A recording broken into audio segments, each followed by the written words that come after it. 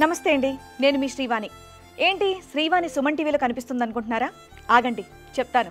ఎంతటి కష్టం వచ్చినా తన కష్టంగా భావించి అందరికీ సేవలందిస్తున్న ప్రముఖ హైకోర్టు అడ్వకేట్ రమ్యాకుల గారు ఎలాంటి సమస్య అయినా సరే తనదైన శైలిలో పరిష్కరించేటటువంటి అపర చాణక్యుడు సైకియాట్రిస్ట్ డాక్టర్ కళ్యాణ్ చక్రవర్తి గారు.